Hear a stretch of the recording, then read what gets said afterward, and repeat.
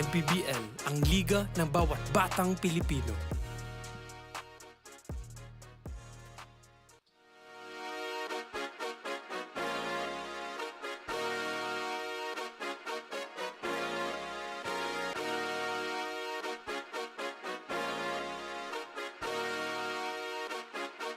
Liga ng bayan na to, mga kabataan na sugod, Junior MPBL para sa'yo. Ang liga ng bawat batang Pilipino. Liga ng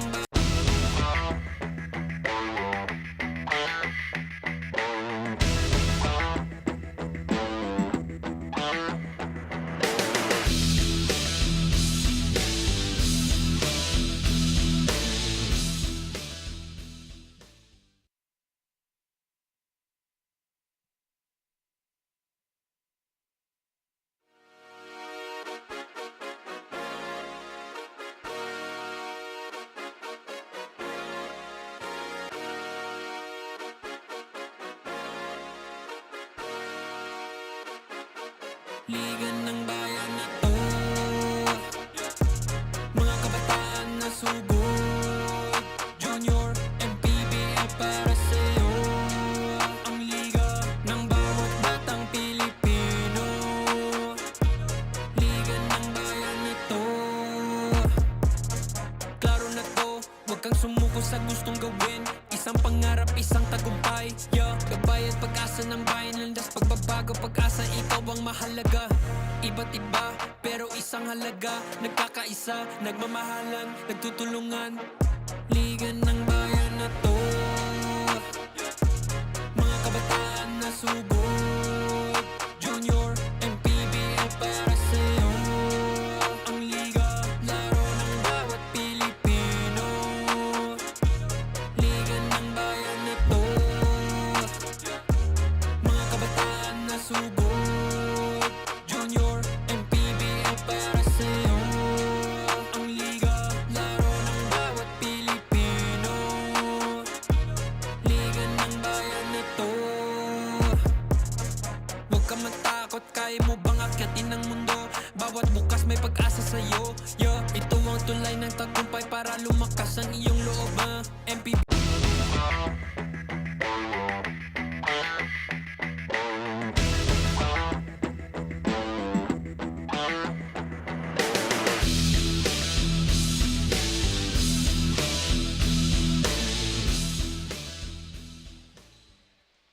Known for its entertainment and media capital, the biggest city in Metro Manila, we are live in Quezon City. Dito po sa Hoop Basketball Court for our triple header Sunday.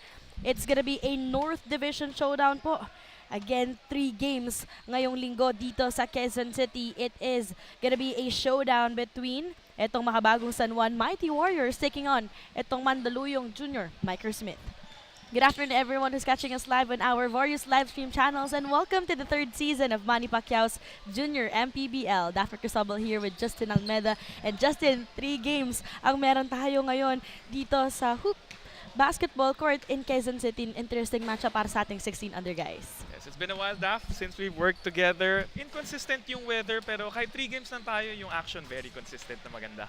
Nako, tignan natin nga kung very consistent nga ang mangyayari. But first, let's dive our conversation dito sa side ng Makabagong San Juan Mighty Warriors. You know, on this game, no, they're coming off back-to-back wins, Justin. So, probably on a momentum, but prior those back-to-back victories, medyo nag-stumble din sila dito sa ating team standings. Yes, they only won their previous game against Quezon City by 6 points, so a slim win for San Juan. But, you know, they had a strong start in the first quarter. Quezon City kept fighting back, but yun nga, yung composure nila in the end, yun yung reason kung ba't sila nanalo. Of course, bench points, 54 compared to 18 only from Quezon City. Tapos galing silang back-to-back games. Yesterday they had a game.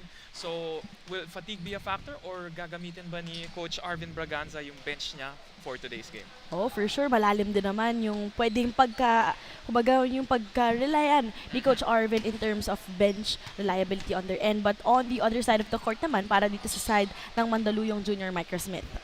Okay, for Mandaluyong, they're also coming from a win against Cavite, 75-60, and they're currently number 4 in the standings. The transition of attack of Mandaluyong was key for them as they went up by 6 in the first quarter. So they also controlled the boards. So if they can do that today, control the boards and run, maybe they can get that position from 4th place and up and makakuha ng twice to beat advantage. Yun na nga eh. So, on the side of San Juan, galing sila sa back-to-back wins. On the other hand naman, for Mandaluyong, coming off just a victory. So, let's find out which momentum will continue in today's game as I turn you over dito sa ating venue announcer para makilala na natin ang ating starting five.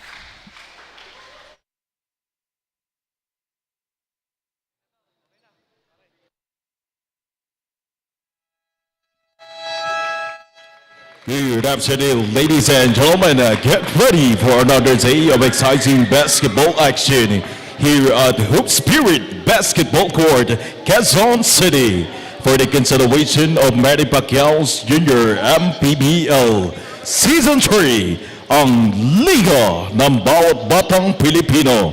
It's the first game of today's triple header featuring the Makabagong San Juan Mighty Warriors versus the Mandaluyong Junior Microsmith.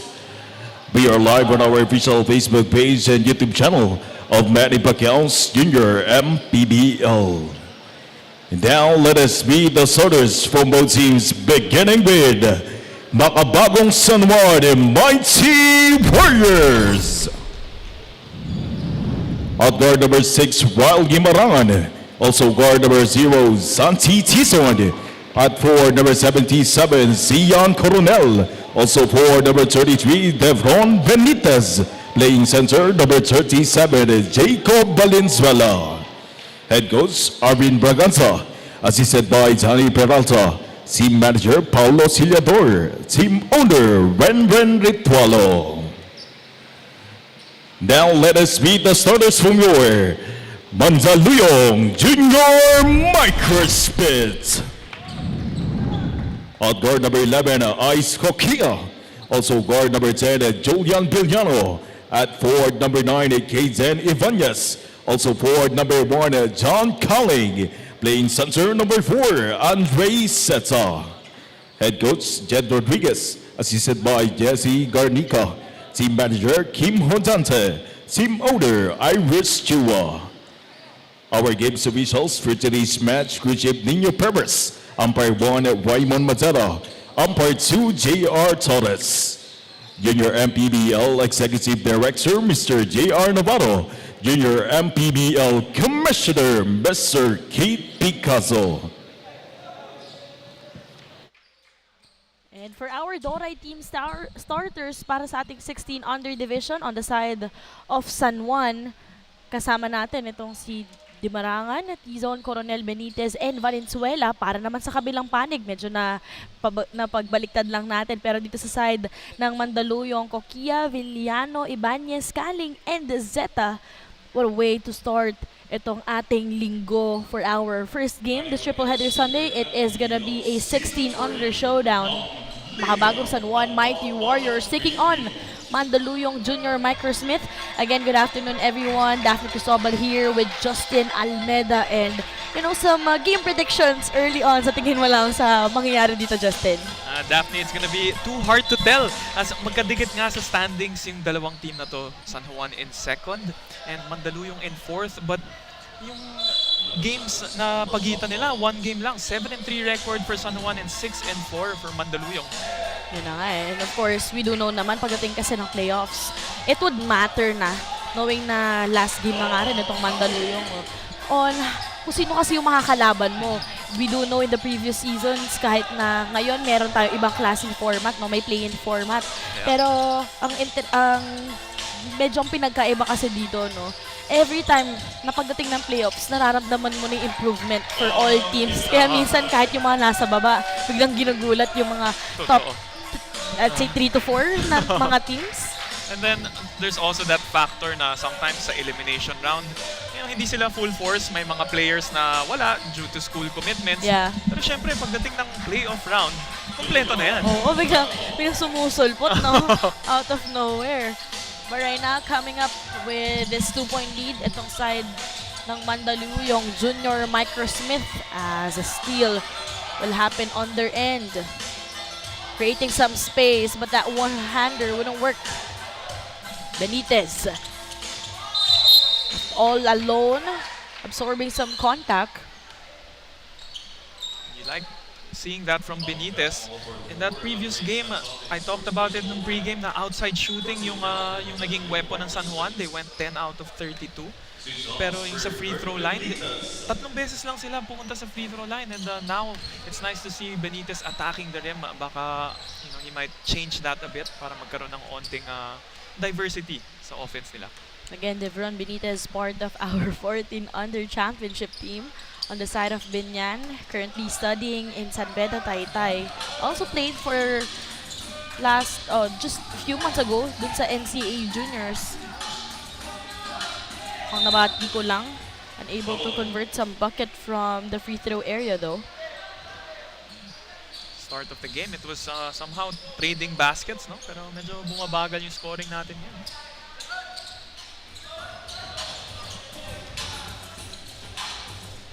Again, later on, no, isa sa talagang big game natin. Kumbaga yung anticipated matchup later on para sa ating final game. Gandang laro ng Justin. Parehong 10-0, no? Oo. Itong Mandaluyong and San Juan. Talking about yung 18 under division yan. Yeah, they will really strive hard to end the elimination round on a high note and, of course, to secure that top seed to remain unblemished.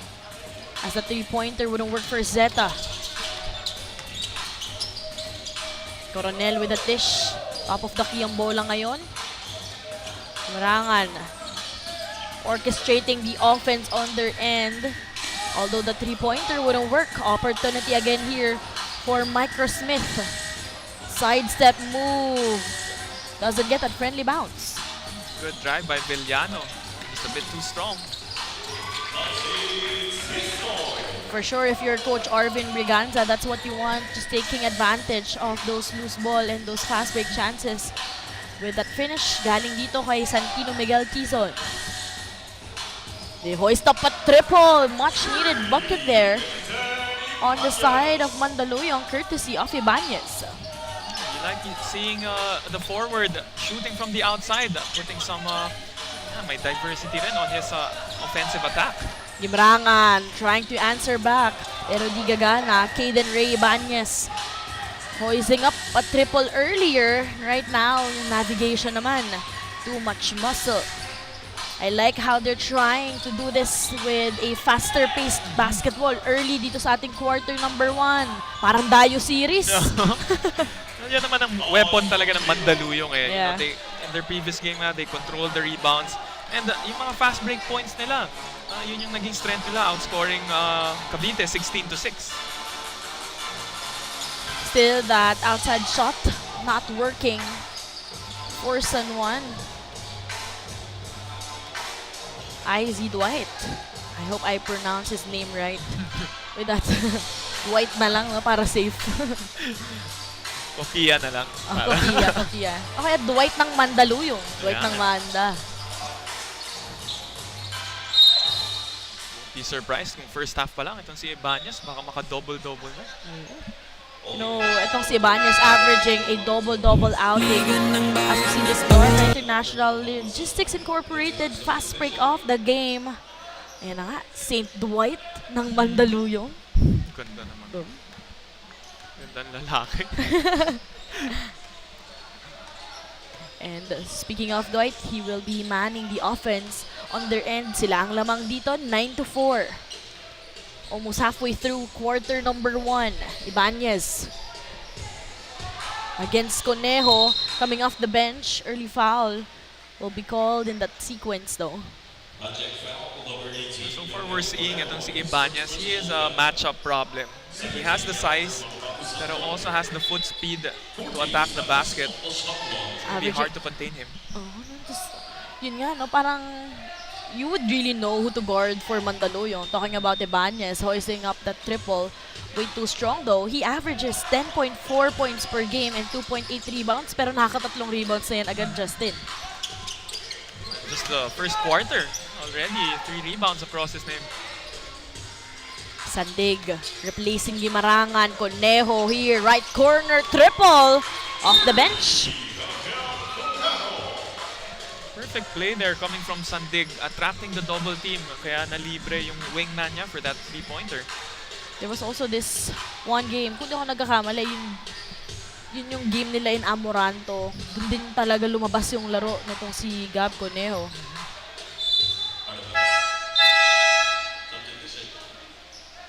And a double substitution. Oh, parang volleyball lang, double substitution. Two-man substitution will happen here on the side of Makabagong San Juan Mighty Warriors. What a luxury for San Juan, no? Even the 2 players coming off the bench, ang lalaki, ang hahaba. 3 minutes and 45 seconds remaining. Sandig with a dish. Conejo goes for that back-to-back 3. No go.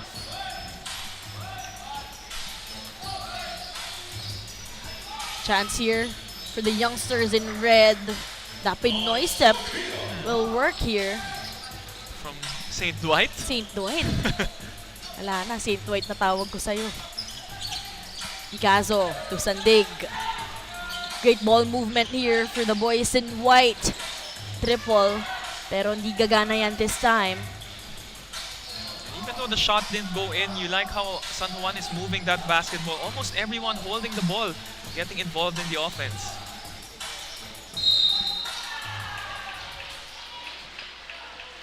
Although, that would be an offensive foul against St. Dwight, but he's trying to argue with the referee sa parang kinapitan siya sa may shorts. Ikaw St. Dwight ha. Gamitan na rin ng onting gulang, no? At the tender age of 16. Oo. Baka parte rin niya ng Japan B-League as we see this fast break chance. Not wasting the chance was Villano. To no surprise, Julian Villano scoring a basket. Leading scorer for the league actually, for Manny Pacquiao's Junior MPBL with a total of 54 points since August, the end of August. Grabe. Taas ang scoring na yan. Although whistle was blown from our referees, mukhang may tapik na nangyari. That would be against Picasso. That's already the 3rd team foul for Makabagong San Juan Mighty Warriors. Once again, this Larga fast break off the game. Larga International Logistics Incorporated. Kukia with the first miss. Baka mas gusto niyang tinatawag siyang St. Dwight, kaya yung Kukia hindi gumana. Let's see if we could make the second one. Talking about St. Dwight of Mandaluyong. Hindi mo shoot yan. Sabi sa'yo eh. Sabay titingin dito. Relax. Ako lang to. Verdan, meanwhile, with that J. Nothing fancy, but just the simple conversion. One dribble pull-up. Very basic for Verdan. You know, I would like to greet also Coach Arvin Braganza, a belated happy birthday last week. Nag-celebrate din niya ng birthday niya. Kala ko, sabihin mo na-invite ka eh. And then, nakita ko na lang sa IG. Kilakom. Ibanez.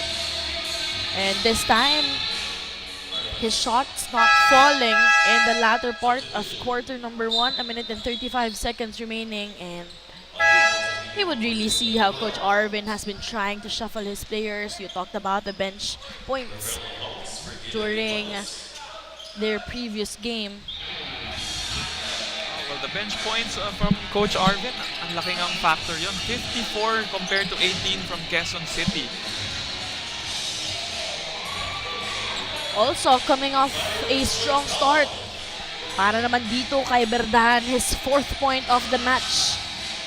2 consecutive baskets also for Verdan coming off the bench. This is just a 3-point game. Verdan this time with that dish. That was way too deep para kay Escoto. Mananatili ang bola para sa side ng San Juan. Like to see that San Juan is running. They're attacking the basket more compared to their last game.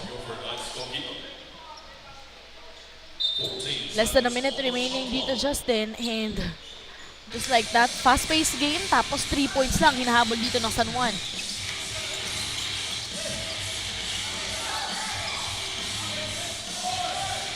Verdan.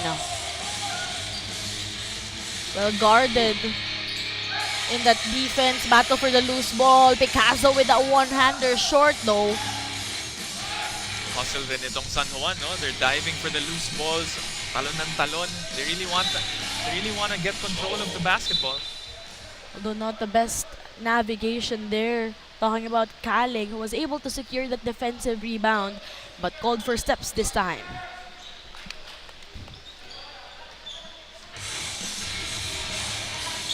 "25 seconds remaining. Berdan. That cutter. Triple wouldn't work. Spin move. Not the best landing though, but nice to see him getting up on his own. Talking about Villano. Villano targeting to go for that coast-to-coast with that spin. Snatches a foul. Si Villano, sobrang crafty rin niya, no? When he attacks the basket. He has a lot of moves. And in that possession niya, showing us the spin move. He's able to draw the contact. Again, Julian Miles Villano. JM Villano averaging 25.4 points per game and 4.7 rebounds. Berdan, 6 points here in quarter number 1, coming off the bench, 4 seconds. I hope they're aware of the game clock. And yep. Although Villano just unable to get that one to fall, but regardless, Mandaluyong though, with that strong start, all of a sudden just up here by a point, 14-13, as we see our quarter number 1 Chef's Magic highlights. Yes, and in that first quarter, Mandaluyong was doing a great job sticking to their strengths with a fast break attack. But on the other end for San Juan, they went down by as big as 5 points, but cutting it down to only a single digit as Berdan saved them from coming off the bench. Again, just a 1-point game. Lamang po dito ang Mandaluyong 14-13.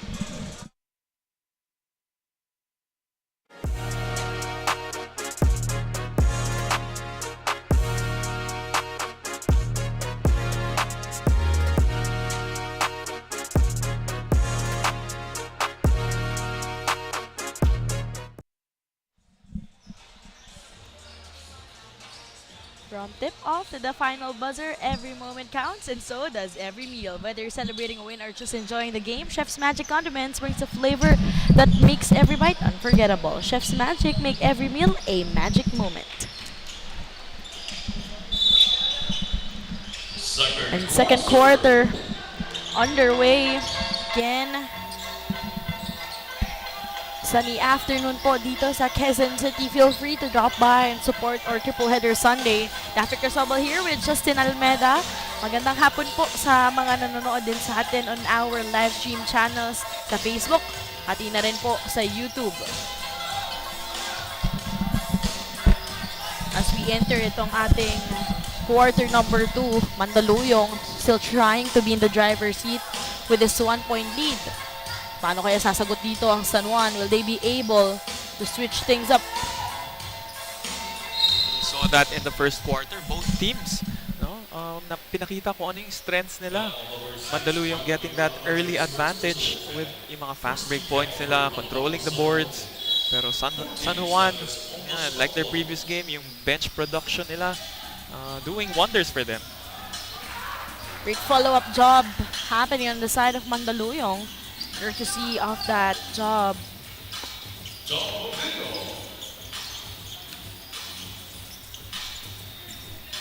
So that was Murillo with that cleanup opportunity. Benitez, great connection between Gimarangan. Once again, Benitez really attacking the rim. Ball remains on the side of Mandaluyong. As Del Rosario losing control of the cookie in that sequence. They still have 15 seconds to shoot here. Handover. Kaling has it, goes one-on-one, spin move, short on that attempt. Good counter move by Kaling, but just a little weak on the layup. Triple converted here. That was Coronel. hitting his first field goal. Coronel trying to pick up where he left off. He scored 23 points in that previous game. At ito naman, sidestep move. Also now, in the scoring machine, in the scoring department, itong si Del Rosario. Sinasabi nating dikitan talaga yung dalawang teams na to sa standings. We're still tied at 18 all. A shot from downtown wouldn't work. Villano manning the offense. He got 4 points so far, showing us some handles. Escaping two defenders. What a finish. Ginawa na ni Villano yun kanina, yung spinning to the left. You know what he's gonna do, pero hindi mo pa rin mapigilan. Parang dapat na shutdown na yung move na yun eh. Benitez drills a clutch 3. Just like that, Benitez bringing San Juan on top here by a point, 21-20. We can say it was a slow start for San Juan in the first quarter, pero dito sa second, mukhang nakapag-warm up na. And they're looking dangerous. Del Rosario with that J, although foul will be called here against Gab. Kung di ako nagkakamali, second personal foul na yan. Oh, it wasn't called against Conejo. It was called against Boligan. So that's gonna be his first personal foul. At ito nga, Del Rosario will be shooting a pair from the charity stripe. So far, no players in foul trouble. Para makikita mo, no? Just really an exchange of scoring with fast break chances, with outside shots. Pero pagdating sa mga fouls, parang very disciplined sila. Sa ngayon. For now, pagdating sa late game, dyan magkakaalaman, magiging more physical yan in the end. Yeah. So I think we'll be having a review from that last sequence with 6 minutes and 52 seconds remaining. Again, San Juan po ang lamang dito by a single point. Kung malapit lang din po kayo dito, feel free to drop by as more of this basketball action will happen when we return.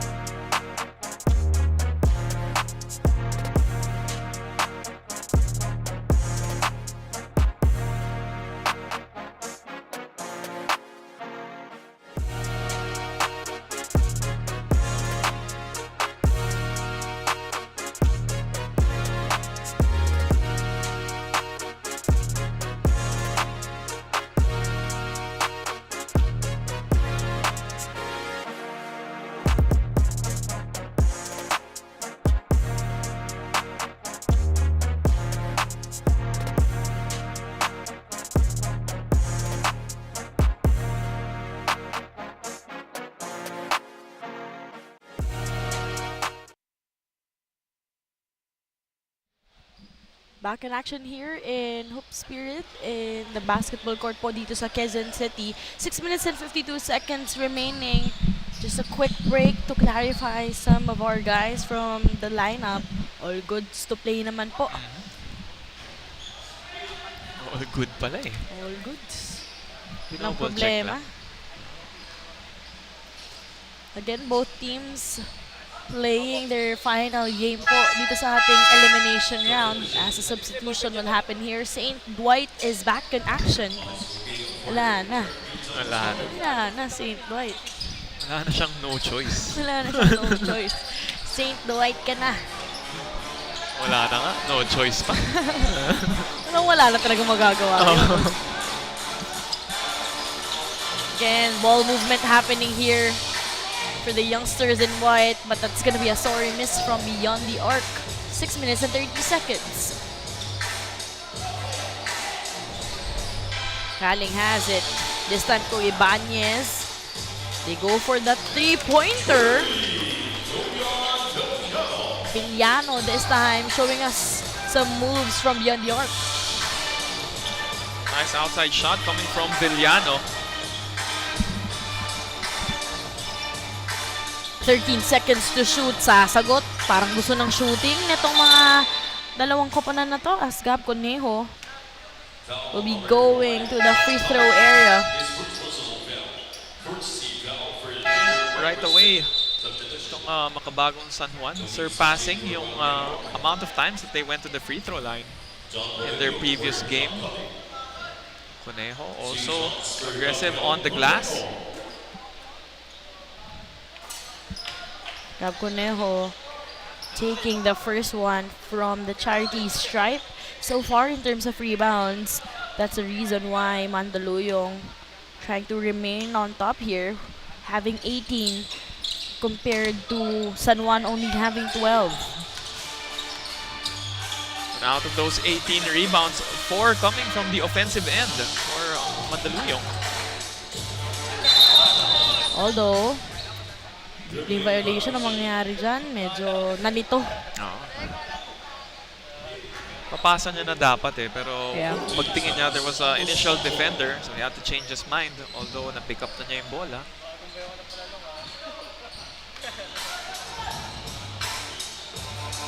Still up by 2 points po ang Mandaluyong Junior Microsmith.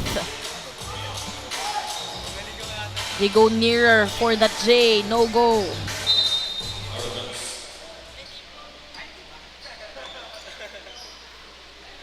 Almost halfway through quarter number 2. Offensive rebound. Defensive rebound nakuha ng San Juan. Coronel with a dish. Three-pointer, no go. Lawas. 3 versus 2. Successful. Ng pasahan, no? Nangyayari. Mandaluyong showing their chemistry there, not even dribbling the ball. All passing and ending up with an alley-oop. Sabi nga nila, kaya may mga 3-man and 2-man weaves, no? Para effective sa mga ganong chances. Gab Conejo earlier hoisting up a triple, but this time unable to convert. There it is, Ibanez with another rebound. Too much muscle. From that drive, almost a miscommunication. At yan, chance nga, St. Dwight. This time with a dish. Almost a basket and one for Ibanez. Nice pass at the last moment. Attracting the 2 defenders and dishing it to Ibanez. St. Dwight with a dish to Carl Tamayo. Ginagawa na sariling pangalan. Gilas pala to, no? Sorry.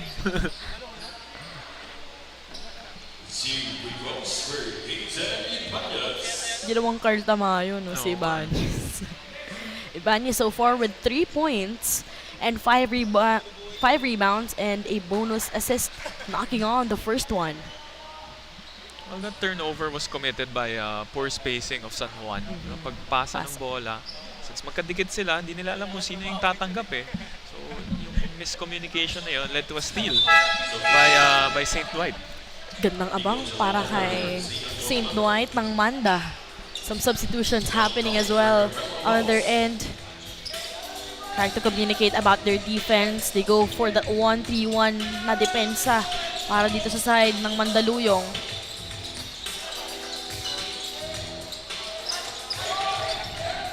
They trap. 10 seconds to shoot. Sandig has it. Escaping their defenders. Goes for that drop pass. So Nako will be shooting a pair. They had the good intention there. Maganda yung recovery nila on the defensive end. Nahuli lang yung kamay ni De La Trinidad on that jumper by si number 10. Chunako. Chunako. Yeah. Backing on the first one. That's head coach Arvin Braganza celebrated his birthday last week, calling the shots for Makabagong San Juan Mighty Warriors in the 16 under division. 2 out of 2 from the charity stripe. No field goal converted yet from Chonako. Double team. Jump ball ang mangyayari doon. Oh, Ibanez had to give it up right away. Yep. He held the ball for quite some time. Dinobol siya agad. Inabantayan, inaasawa si Carl Tamayo. And a timeout will be called here on the side of Mandaluyong.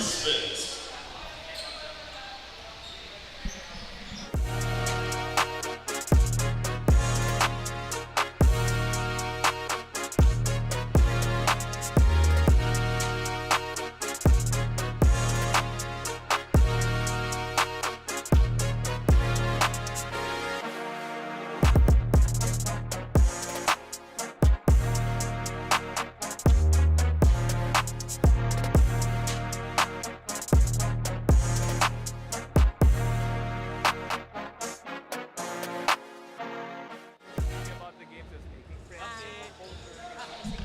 Yung camaraderie pa. Bata pa naman yung mga lineup. Pwede pa sila next season. 18 seconds to shoot para dito sa side ng Mandaluyong. 28-24. Just a 4-point game sa ating quarter number 2. Again, 3 minutes and 34 seconds remaining. Probably a specific play para sa side ng junior Microsmith. Ibanez navigates his way in using his left hand. Wouldn't work. You're seeing right there how Ibanez is a mismatch problem once again. Just didn't convert the basket. Although Valenzuela was a bit awkward from that layup. So Nako, okay, sapat 3, no go. Maganda dito sa court natin, no? Parang kapag sobra aggressive ng atake mo, buti na lang. May padding. May padding. Kanina naririnig natin, no? Pag masyado nang gigigil. Pero ito, basket and one. Speaking of that gigil, De La Trinidad. I was about to say, speaking of gigil nga, itong si De La Trinidad. Looking at that once again. De La Trinidad with our pound-for-pound fitness foul counted move. Bit-bit buong binggit. Parang gumanda yung font natin ngayon, or yung kulay. Parang yung kulay na... pound for pound. Pansin mo. Dark eh. Siyempre, batiin na rin natin si Direk Aldrin. Ayun. Kasama natin ngayon. Back-to-back buckets here for Mandaluyong. Wasting no chances as they are on top here by 8 points. Again, earlier, San Juan, they were able to take over the lead by a single point. Defense coming your way for Mandaluyong. 9 seconds to shoot. Basket and one naman. Kita mo yung ball movement, Daphne? Everyone holding the ball. Getting a piece of the leather. And ending up with Berdan. Cyrus Daniel Berdan with that pound-for-pound fitness foul counted move, scoring his 8th point on this match, averaging 11.1 points per game. Alam mo, nakakapagod yun for the defensive team, for Mandaluyong, because they keep running and closing out, tapos ang bilis ng galaw ng bola. So, mapapagod ka eh. It's a lot of work on your legs.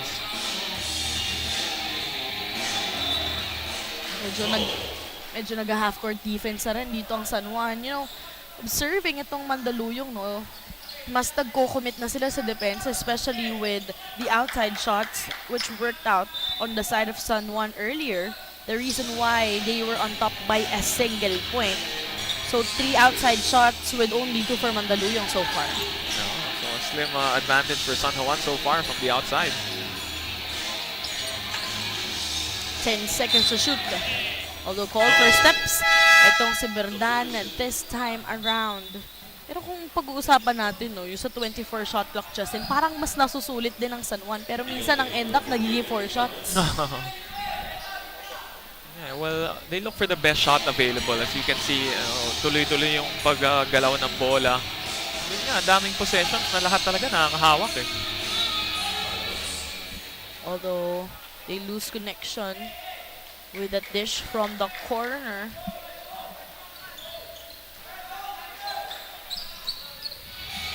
80 seconds remaining sa ating quarter number 2. Still a 5-point game. Berdan earlier was able to complete a 3-point play. But Pascual is shooting a pair. This time they tried to pound it inside to Pascual. Went for that hook shot and got clipped on the arm. Pascual with a chance for him to have his first bucket. Top scorer so far, Villano with 11, Berdan with 9.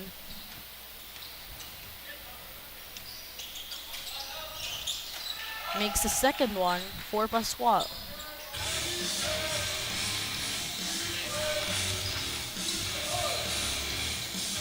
Half-court trap on the side of San Juan. Not the best dish. Buti na lang. One teammate was there. Talking about Kalin. Sidestep move, a bit awkward. Berdan, 11th point mark. Hey, the bench production once again of San Juan doing wonders. Berdan leading the way for Makabagong San Juan. Sorry, miss there for Kaling.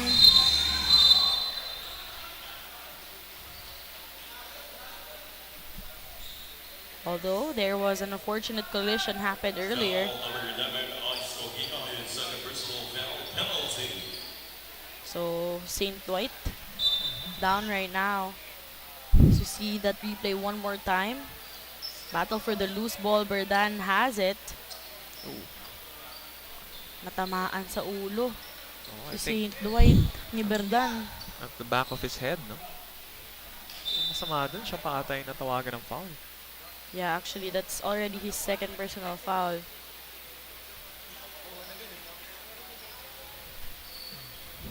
So he's trying to argue na parang may sigo daw na nangyari doon. So that would need a mandatory substitution on the side of Mandaluyong. At least our medical staff is, is there, quickly going, attending to St. Dwight. Yeah, unfortunately. Mukhang na-hit din yung sa may lip niya, causing him to have some bleeding right now. St. Dwight with 5 points, a bonus rebound, and 2 assists. It's gonna be costly kasi siya din yung nagmamando sa opensa sa kanila eh. Tamaan na nga, St. Dwight pa rin yung tawag eh, no? Dwight.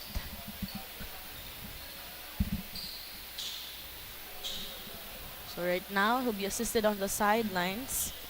So it needs to be attended first. And the substitution nga, mandatory substitution. QUEZON will be injected in here. That's CC. As Coach Arvin Braganza also taking that opportunity to talk things over on their team. 33 seconds remaining na lang po para sa ating quarter number 2. Yeah, unfortunate there for Kokia. Quarter almost ended, but there was a loose ball. 2 players diving on the floor. Just got the shorter end of that stick. Pero ito, Berdan knocking down the first one. It's gonna be a made shot for him from the charity stripe. Let's see if he could make it 2 out of 2. Missing the second one. Pero nakuha ang offensive rebound. Talking about Makabagong San Juan Mighty Warriors. They got 6 seconds to shoot. Berdan, hoist up a triple. No go. Pero second time in securing that offensive board. Nabitawan lang ang bola. Pero bola pa rin. Mananatili para sa San Juan. 16 seconds remaining. Mandaluyong Junior Microsmith just on top here by a single point.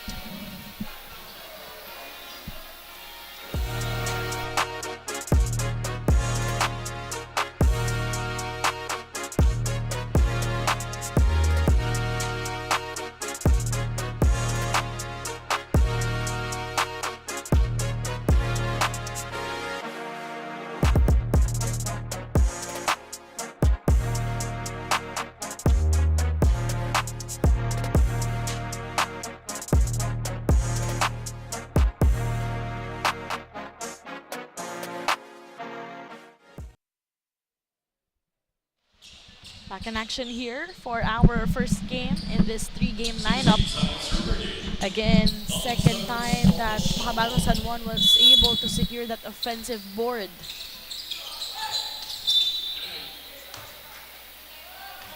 It's a deflection off the foot of QUEZON.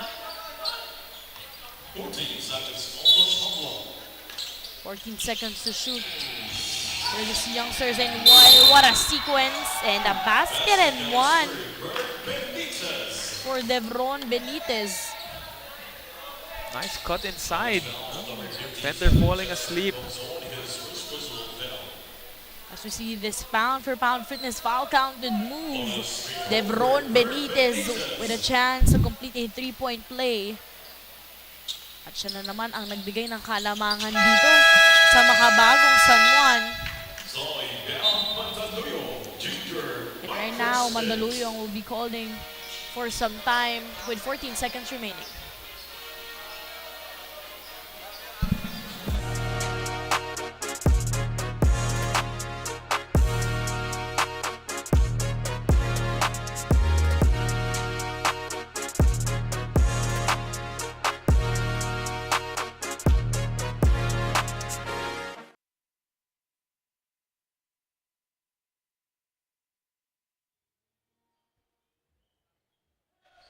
Again, after Devron Benitez completed the 3-point play, sila ang lamang dito by 2 points, 34-32.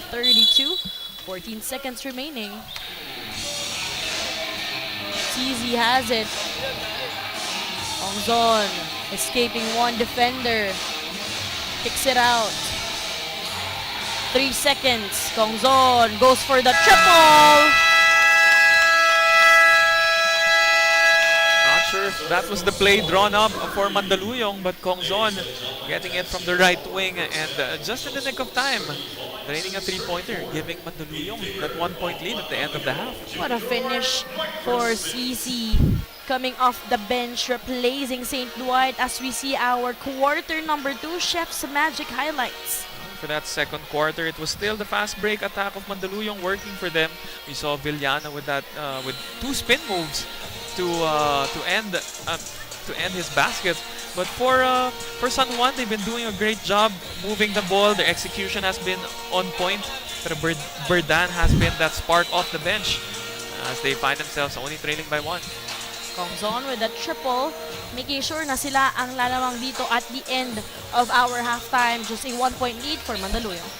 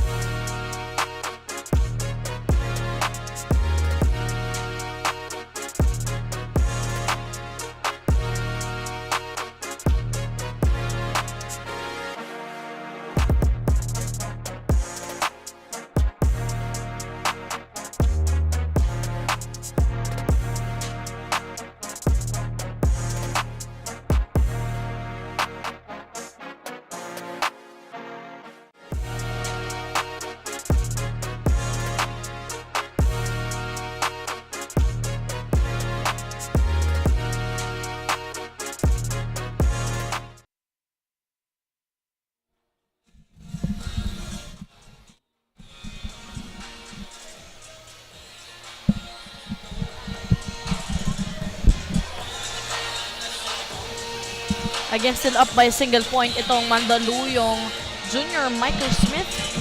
35-34 at the end of the first 2 quarters. And now, again, some navigation happening here on both ends. Villano, the top scorer so far on the side of Mandaluyong with 11 big points, stepping up big time in today's ball game.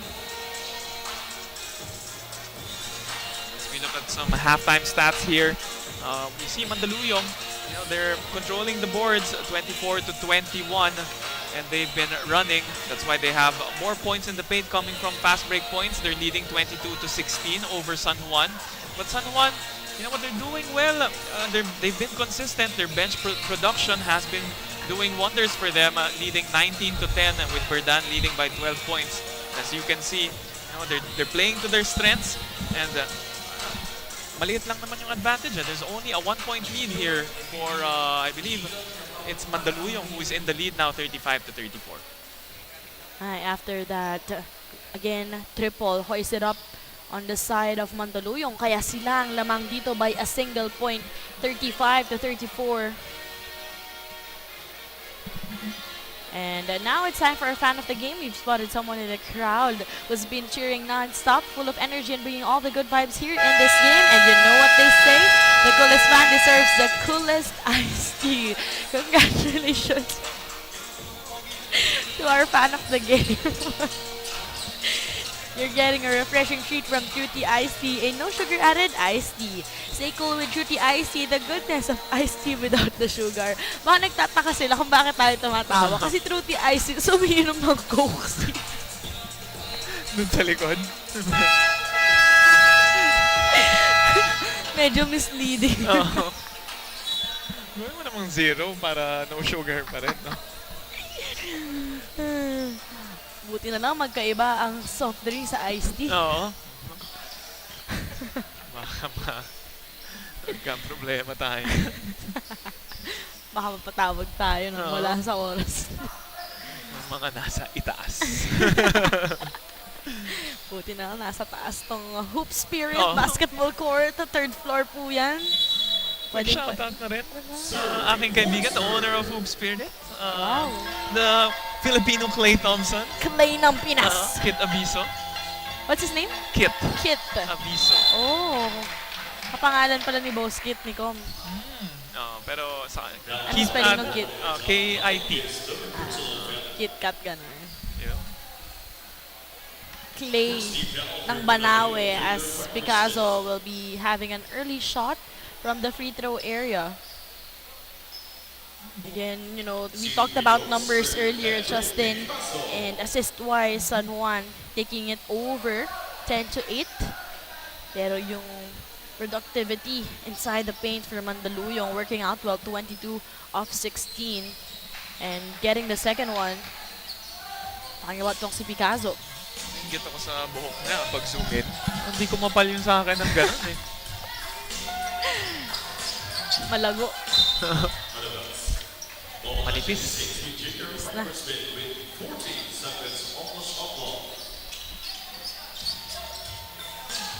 So now we are seeing Pokia back on action here for Mandaluyong Junior Microsmith. Gandang agaw naman ang ginawa dito ni Boligan, taking advantage from that steal and for that finish. Now it's Makabagong San Juan doing what Mandaluyong has been doing to them, forcing turnovers and fast break points coming from the side this time of San Juan. Lamang na po by 2 points itong San Juan after being behind by a single point. At agad naman sasagot itong si Villano to tie things up. Nice change of pace from Villano off of that ball screen and even using his offhand. Gimarangan asking for a screen, granted by Benitez. Gimarangan goes to Devron. Jay, wanna work.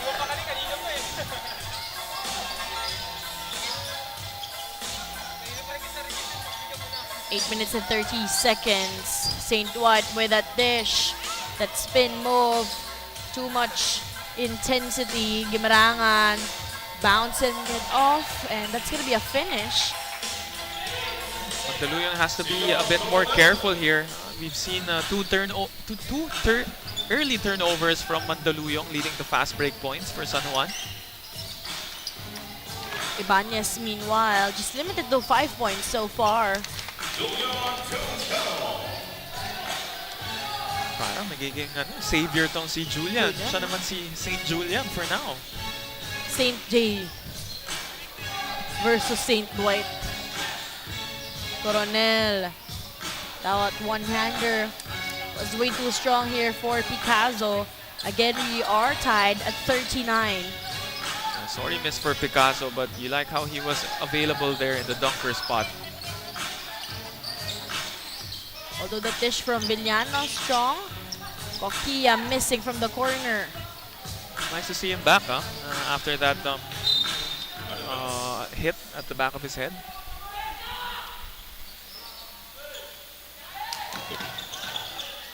Zeta losing control of that cookie. Now the rock will belong to Guimarangan.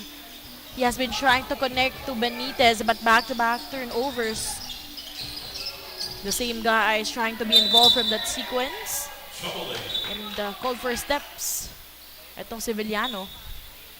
Villano really crafty with the basketball. Kita mo yung in and out na. Naiiwan eh. Pati pamilya. Pati pamilya, inabando? Inabando. Abandon. Inabandon.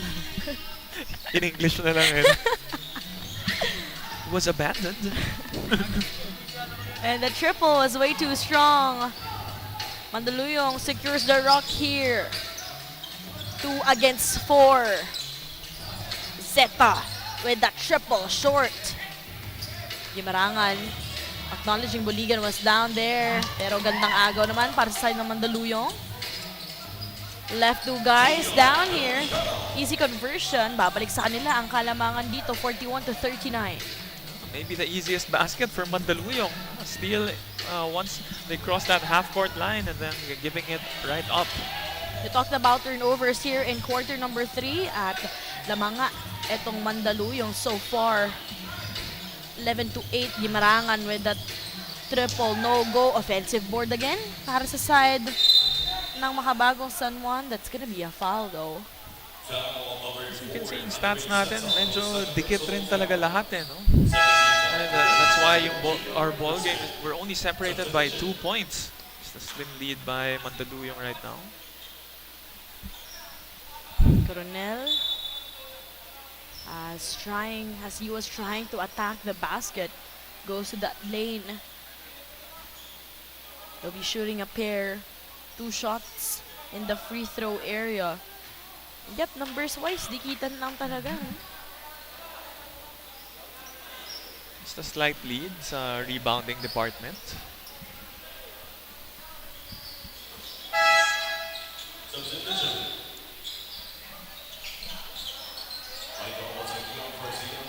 And Coronel makes 2 shots from the charity stripe. Kaya tatabla po tayo ulit at 41. By the way things are going, Daf, this is gonna be a tight ball game until the end.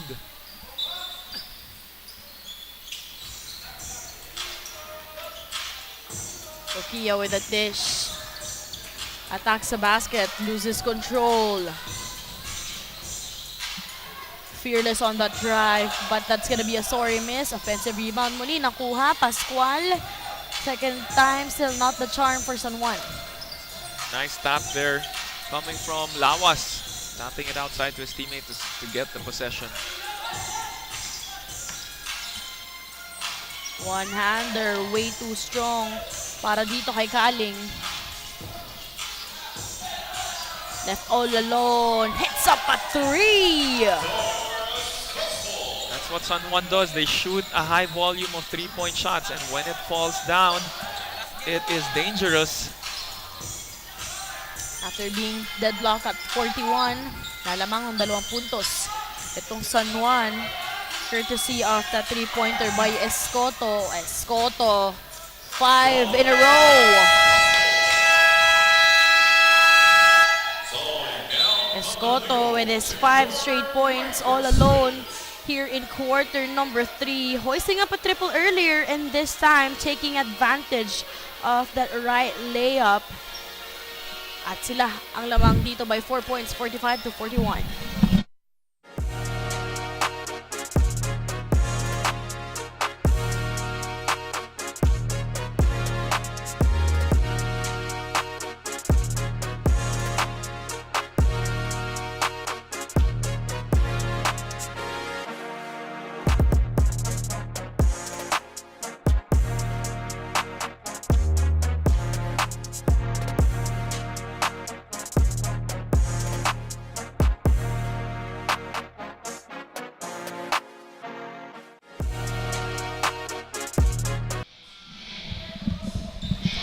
Back in action here in quarter number 3. 4-point game, 45-41 after that 5 straight points delivered coming from Escoto. Both of them coming from steals. There seems to be a defensive strategy on Villano as they have been tapping his dribbles. So correction earlier, that wasn't a triple but rather just a 2-pointer for Escoto, pero some contribution this time from Pascual. 6 straight points on the side of San Juan. Again, yesterday they also played in Divine Light Academy. It seems like exhaustion isn't a problem at all. Yeah, that's why they're gonna rely on their bench. Berdan saving that leather. Goes for the 3-pointer. Grabe yun. Naabot niya pa yun? 9-0 run. And with that 9-point lead on the side of Makabagong San Juan, Mighty Warriors finally stopping that bleeding coming from Kaling. Yeah, that was a much-needed basket for the side of Mandaluyong. Kaling with the layup from the right side.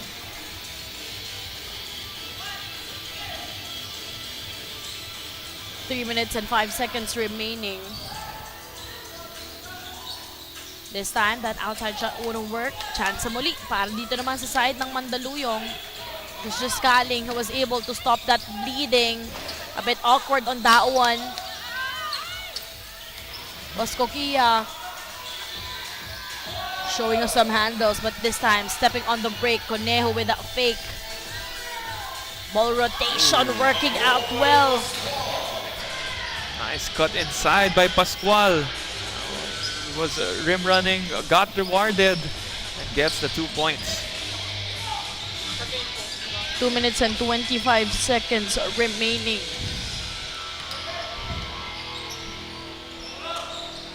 This is a 13-2 run.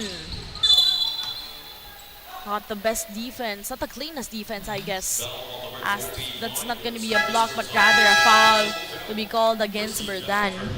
Good hustle there coming from Lawas. The ball falling into his hands. The nice pump fake and drawing the foul.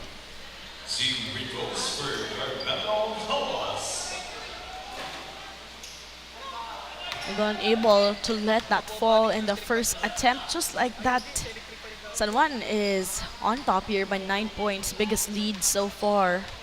Biggest lead earlier on the side of Mandaluyong was at 8 in quarter number 1, unable to maintain that one. Tables have turned here in the second half. Oh, San Juan. Ang San Juan naman, they started playing Mandaluyong's game where they started that on-ball pressure. Nakakuha sila ng maraming agaw in the backcourt. And they have been converting on those fast breaks. Points from turnovers in this third quarter going to the side of San Juan this time. A minute and 55. Pasensya na po kung may narinig tayong motor kanina. Ano bang nangyari? Medyo yung kasama ko po yung katabi ko kasi dito eh. Medyo pinapainit yung motor. Gusto na ata umuwi. We did say earlier, inconsistent nga yung weather. Pero yung action, yun ang consistent. Totoo yung binati mo, ha? Oo. Couple of misses happening here on the side of Mandaluyong. Much needed one. Kaling remains to be the light here for the junior Microsmith.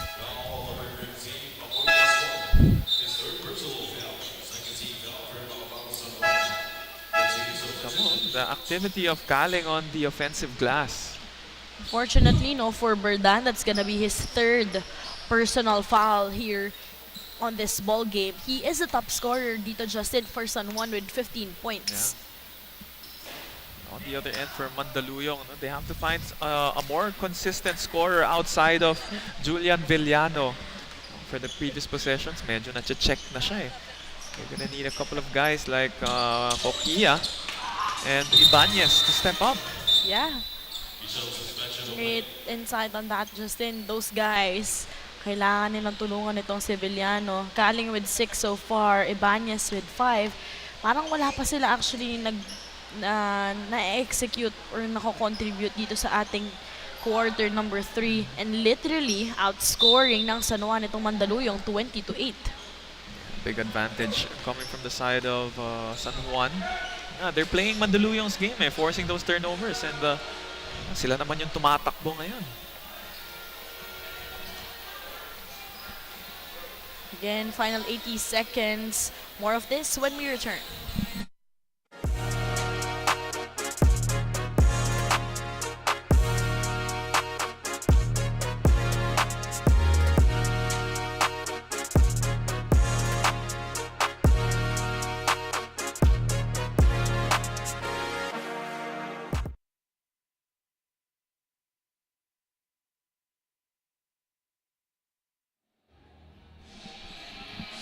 $75 seconds remaining here in quarter number 3. Still coming alive itong San Juan, 54-43. Who could help out itong si Kaling here.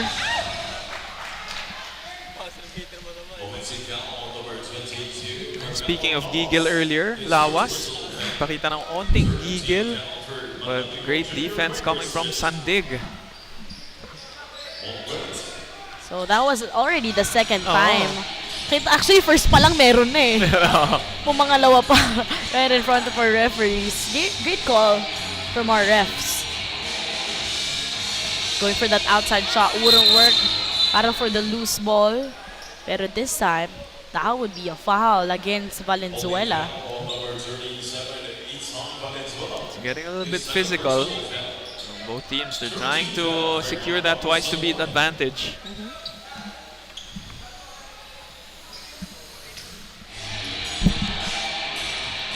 Less than a minute remaining here. Naghahabol pa rin dito ang side ng Mandaluyong.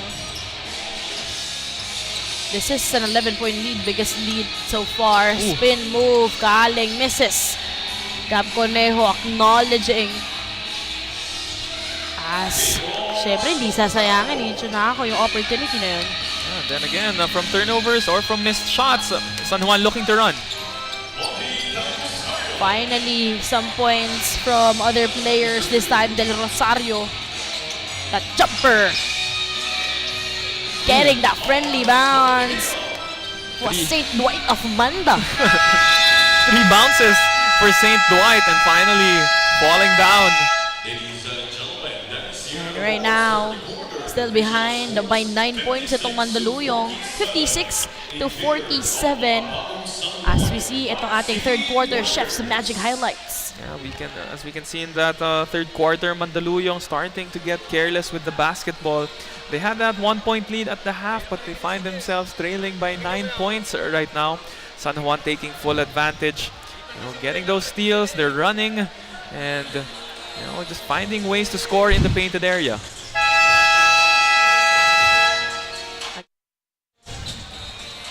At the end of our third quarter, 56-47.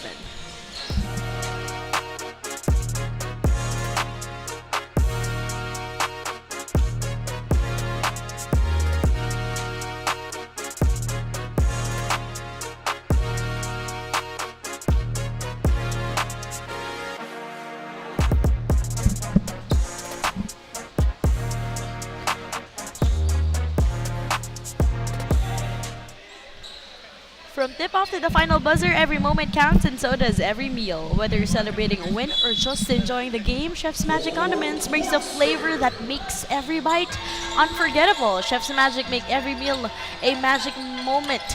Final 10 minutes of this ball game. Battle for the loose ball, almost a steal, and counter snatch naman by Mandaluyong. Pero that last play by San Juan on the defensive end is the reason why they are leading by 9 points. You see how active their hands are and how scrappy they have been ever since the second half started. Yan, 9 points ang hinahabol dito ng Mandaluyong. Biggest lead earlier they had in quarter number 1 was at 8, but it was a complete different story when we entered quarter number 3. Lamang pa doon ng isang puntos, Justin, itong Mandaluyong, but they were able to outscore San Juan was able to outscore Mandaluyong 22-12. 10-point advantage in the third quarter. Pero for San Juan, it didn't start in the third quarter alone. Parang yung last 3 or 2 minutes ng second quarter, doon sila nakahabol eh. And they found some sort of momentum or yung kumbaga parang a recipe for success to win this ball game in that stretch. We talked about this guy as well for Mandaluyong, Junior Microsmith Ibanez. Their captain ball, a bit silent here in our second half. Scoring 6 points. Kamali yung prediction ko. Kala ko double-double na agad. First half pa lang. Parang medyo napatahimik na siya agad, no? Kasi first quarter siya eh. Pero to, scoring his 7 point is Ibanez. 7 points and 6 rebounds. Let's see if he could also come alive for Mandaluyong. He could be the missing piece here for their team. I'd like to see him more aggressive, just like plays like that. Although natapikan lang, but you know, you can't be mad at that. Ito naman, speaking of guys who are fearless here for Coach Arvin, that is Escoto with a 6 point.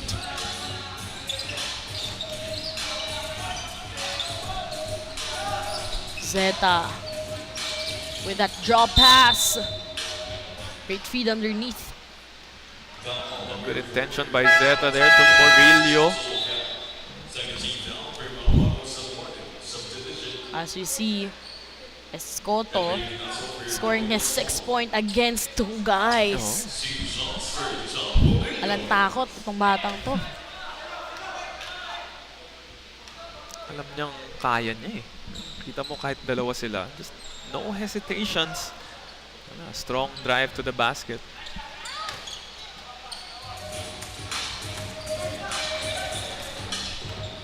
Eight minutes and 35 seconds. Still a long way to go.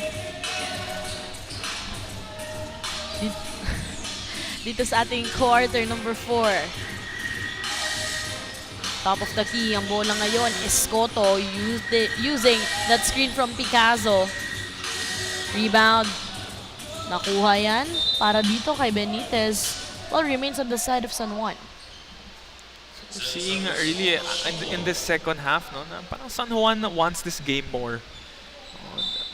Loose balls, sila nauuna sa mga 50-50 balls natin. They're diving on the floor. They're pressuring the ball handlers. They're just working harder than Mandaluyong right now. And now Benitez hitting that jumper. Slowly pulling away itong Makabagong San Juan Mighty Warriors 60-49.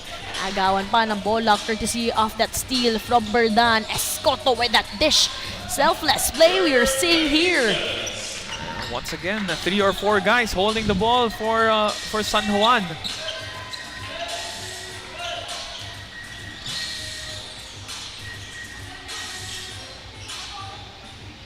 Biggest lead of this ball game so far. Unable to get that 3-point play though.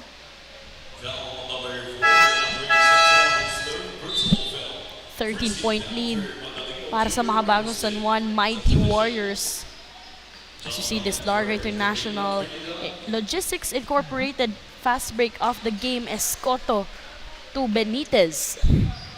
Ganda ng mga pasa eh, no? Mga masarap kakampi.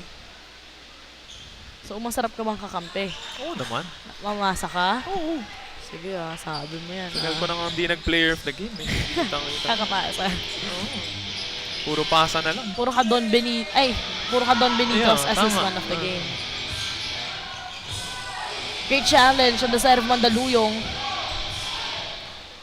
Bola para sa Mandaluyong.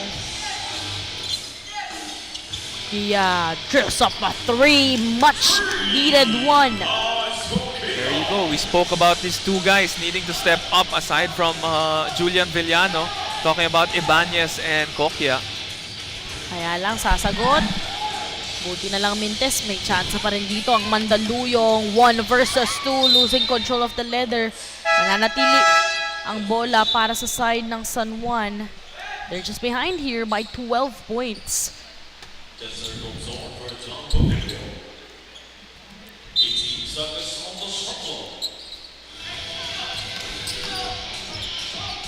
They go for that back-to-back 3-pointer. Mainit pero nagpapaulan ng 3 si St. Dwight dito sa ating chapter number 4. Just all of a sudden, bigla na lang sila dito behind by 9 points at ngayon may agaw pa. 1-on-1. Hot hands. For St. Dwight. Tried to go for a 8-0 run, no? Of his own. 6 straight points for St. Dwight with that triple back-to-back 3-pointers and a chance for him to chip in some points from the charity stripe this time around. Again, earlier, fortunately, he was subbed out in the latter part of chapter number 2 with some collisions. His lip was sort of bleeding kanina, pero with his comeback here in 4th quarter, 7 straight points para dito kay Dwight Kokia. 7 unanswered as well. Pero ito, offensive rebound nakuha. Sidestep move, di gagana yan. 3rd offensive board just in that one play. Gab Conejo, what a finish. And you gotta box out if you're Mandaluyong. You already got the stop. But giving 3 attempts in 1 possession does not spell success for Mandaluyong. But no basket in that sequence. So there will be a pushing foul against Mandaluyong as we see the 3rd time around that offensive board. Gab Conejo escapes against 2 guys. Grabe yung hang time na ginawa ni Conejo doon. Sigurado si Tita Chira nanonood. Big shout out. Yung mom niya. 5 minutes and 34 seconds remaining. Escoto with that dish. Gimarangan still continuing to distribute the ball well for San Juan.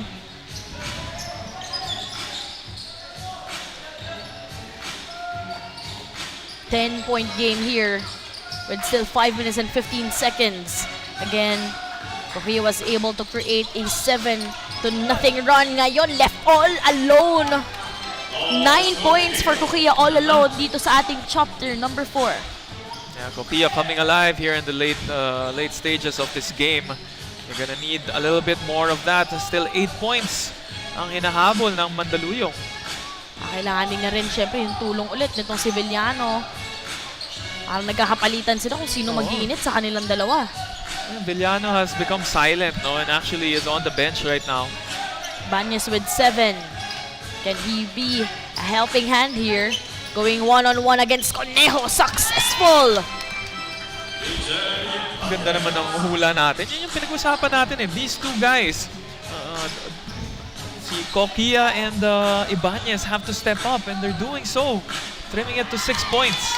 Rebound secured here coming from Kongzon. Kokia, 9 points here in chapter number 4. Absorbing that contact against Gimarangan.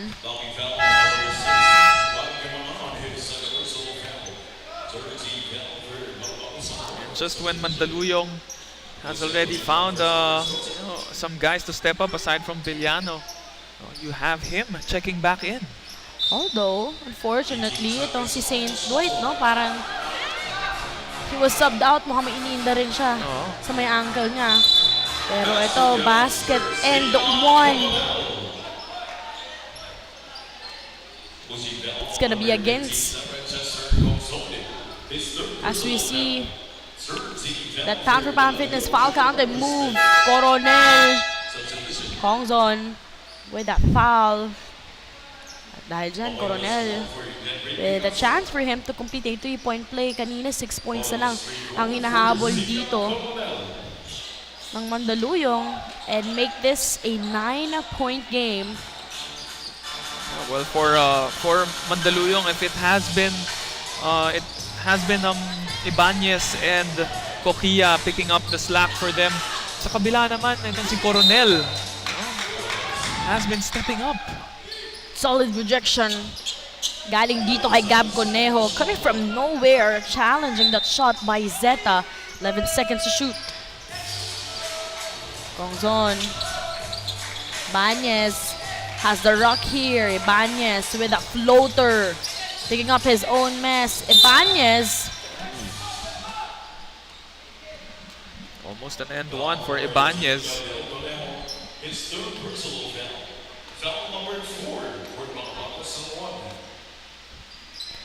Fourth team foul here for Makabagong San Juan Mighty Warriors, and that's why Mandaluyong remains aggressive in driving their way onto the lane.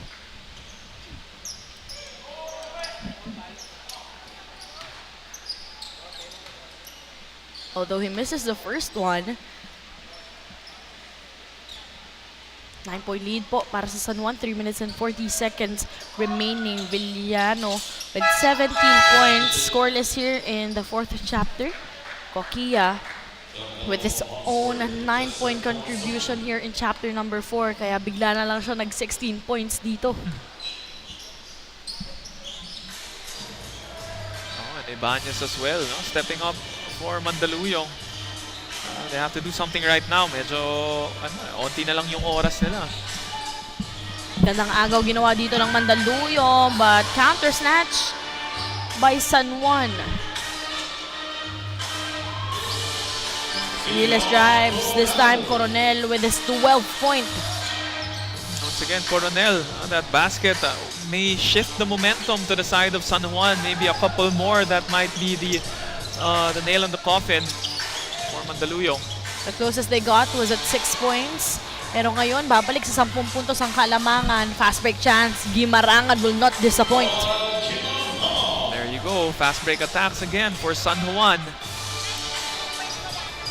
If you're Coquilla, you'd really be frustrated on the side with you resting, creating, and making sure that it will be down by just 6 points. Pero ngayon, lumulobo na ulit ang Kalamangan by a dozen.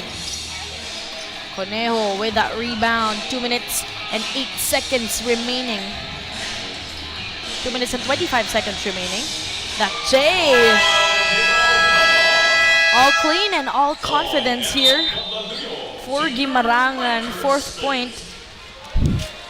Gimarangan, 4 points, 4 rebounds, and 4 assists.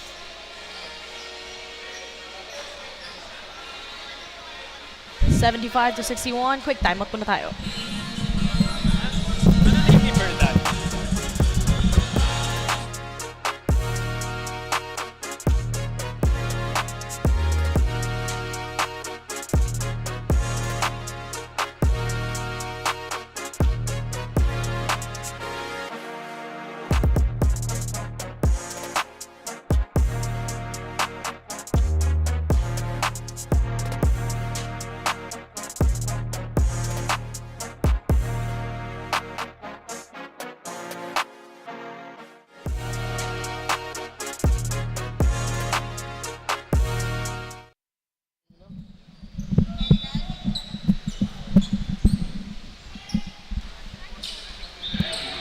With 2 minutes and 18 seconds remaining, 75-61.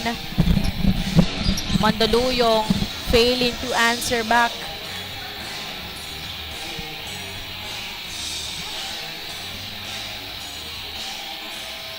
So far, it has been all San Juan here in the last 3 minutes, 3.5 minutes. So Mandaluyong, parang nagkaroon lang sila ng slump, and that spelled the game for them. Nawalan lang ng firepower.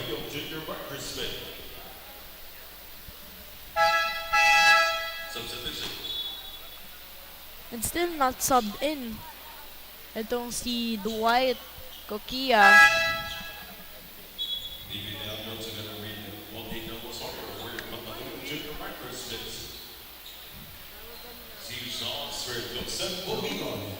Naubusan lang talaga eh, no? Running out of fuel. Talking about Mandaluyong.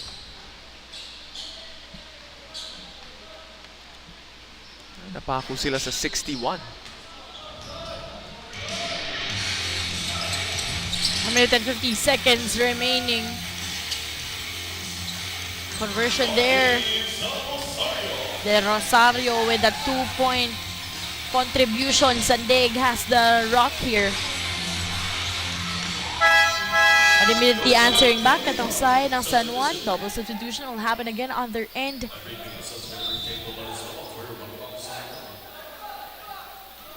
A minute and 36 seconds remaining. And you would love how San Juan acknowledged that run made by Mandaluyong, initiated of course by Kokia, pero alam mong nasa sistema sila eh. No. It was really the defense of San Juan that that gave them the win here today. No, and they started creating those turnovers and hindi na nakapag-adjust yung Mandaluyong eh. A minute and 15 seconds. Safe to say, Justin, this is a victory para sa side ng San Juan, really trying to end their elimination round on a high note and as much as possible for them to secure, of course, that twice to beat advantage. This fourth quarter run also, it has been Escoto. He has been very aggressive driving inside. For Pound Fitness, foul counted move, Escoto with that finish. Alam mo, kanina pa to, no? Parang akala mo tatahi-tahimik lang si Escoto. But silently, helping out itong San Juan with this 8-point contribution so far. Silent but deadly, parang assassin. Sorry, that is his 6-point rather for Escoto. 6 points pero meron siyang 4 rebounds at may 2 assists. Minsan kasi baka isipin mo kung baka iba eh, yung mga silent but deadly. Yung mga classic silent but deadly isip ni Justin Almeida. Final 60 seconds remaining with a 17-point lead on the side of San Juan. Miss on the second one. And let's see if itong side ng Mandaluyong mapababa pa nila itong halamangan. But really, that swift of momentum nung si Kokia talaga, umupo siya. Well, he single-handedly tried to bring them back. No, I think he got it down to 6 points, 60 to 66. But after that, once he got subbed out, that was it. It has been all shots like that, fast break attempts, especially itong si Escoto. Escoto, Conejo, Coronel. Yeah, actually, sila Gab, no? May mga...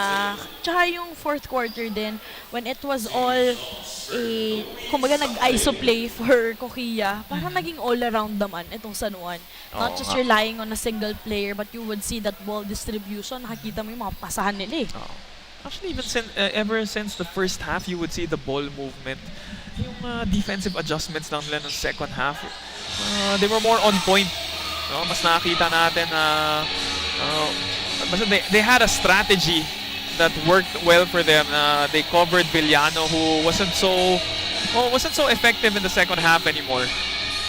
Sabi ko sa'yo, iba yung spark o yung gising ng San Juan every time na naglalaro na sila in the second half. Ibang klaseng TED Talk yun galing kay Coach Arvin Braganza. Tama nga yung scouting report mo, Daph, na they are a slow starting team, but once they pick up, it's trouble. This is a victory on the side of Makabagong San Juan Mighty Warriors, 81 to 63. The best way to wrap your elimination round on a winning note. Of course, we'd like to greet congratulations for the 16 under guys. Led by itong sila Perdan. We got some help also from Benitez, 81 to 63. So great showing here by San Juan. Really took control in the second half. But Mandaluyong, nothing to be ashamed of. They tried to fight and stay within the game. They had that great first quarter, even finding themselves up in that opening quarter by 1 point. They went up by as much as 7 or 8 points. But San Juan with that defensive scheme in the second half, limiting Villano and forcing those turnovers. They converted on those fast break points, and Mandaluyong just couldn't find a way to make the adjustments. There was a late run by Kokia in that mid part of the fourth quarter. He brought it down to as low as 6, coming up with that 7-0 run of his own, getting 9 points in the fourth. Pero yun nga, kinapos lang.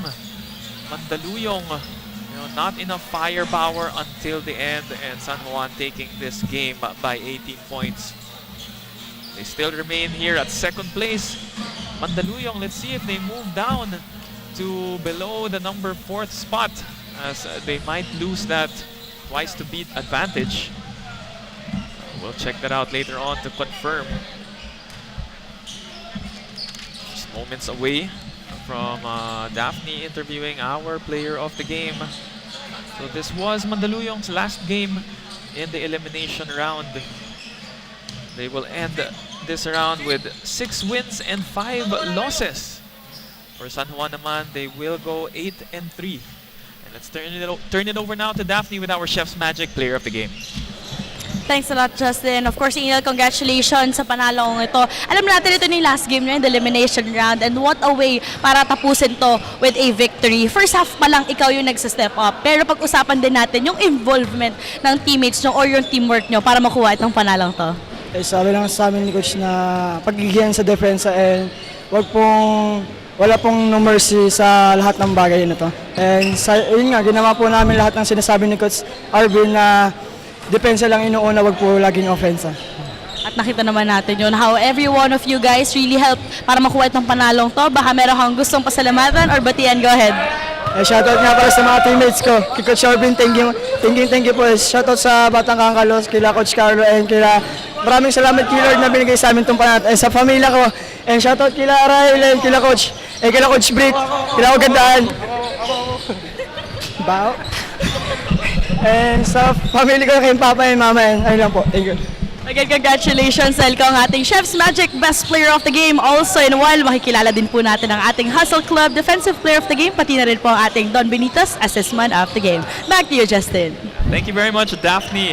That was Daphne with our Chef's Magic Player of the Game. Let's not forget our Hustle Club Defensive Player of the Game. That is John Dino Kaling with 12 rebounds and 5 assists. Sumama pa ng 6 points. All-around performance by the big man from Mandaluyong Junior Microsmith. Of course, let's not forget our Don Benito's assist man of the game. He made a late run in that fourth quarter, but wasn't enough. He's a Dwight Kokia with 4 assists. He is getting some treats from Don Benito's.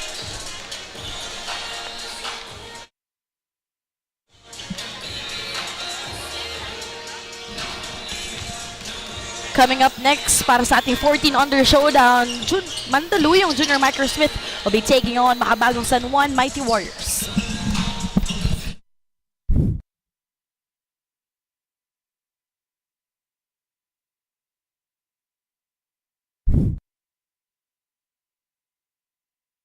Liga ng bayan na to,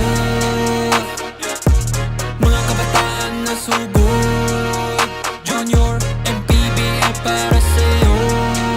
Ang liga ng bawat batang Pilipino, liga ng bayan na to. Klaro na to, huwag kang sumuko sa gustong gawin.